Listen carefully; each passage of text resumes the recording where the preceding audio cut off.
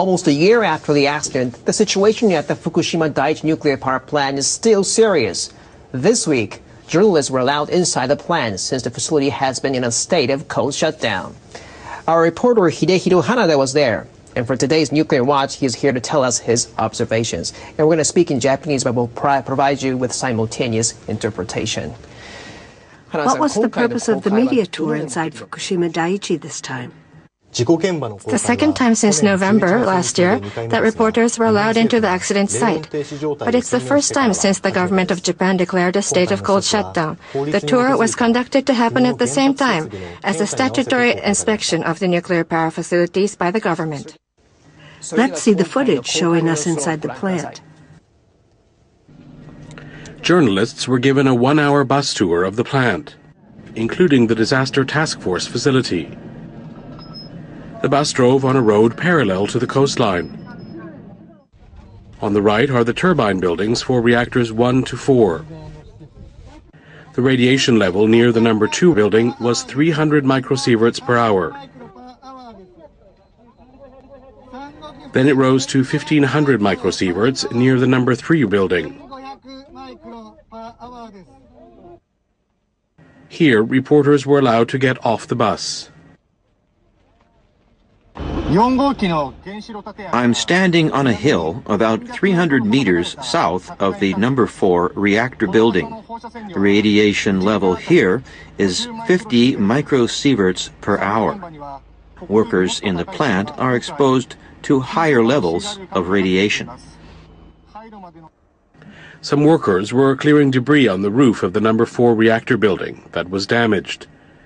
The work is to prepare for the removal of spent fuel from the storage pool, which will start next year. About 3,000 people work in the plant every day.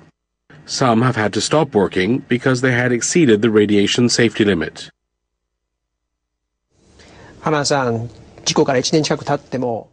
The footage shows that the situation in the plant remains serious. The radiation level is still high at many places, and work to remove debris continues. What else did you see? I felt rather apprehensive seeing the hastily built facilities. The water pumps for cooling the reactors were placed on high ground to protect against tsunamis, but they were placed on the back of a truck, parked outside. Since the state of cold shutdown was announced 2 months ago, there have been 43 water leakages, including from these pumps.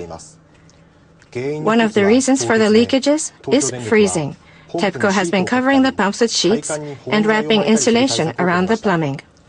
Last December, radiation-contaminated water leaked into the ocean from a water treatment facility. Sandbags were piled around this facility, giving the impression that it was very much a band-aid measure. Maintaining and managing these facilities is the great challenge to keeping the reactors cooled and preventing leakages of contaminated water.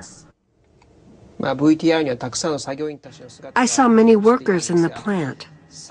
What are their working conditions? I saw that it was a very tough work site where workers are being exposed to radiation, which is invisible. I entered the site wearing protective gear and a full face mask.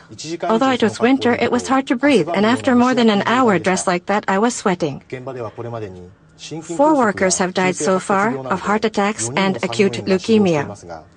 TEPCO says that there is no correlation between the deaths and radiation exposure. But experts say that the work involves radiation, which is invisible, and radioactive substances, making stress and anxiety levels very high. The work to decommission the reactor is to continue for at least 40 years. Finding enough workers and managing their health, including their psychological care, is indeed a challenge. That was Hidehiro Hanada for this week's Nuclear Watch.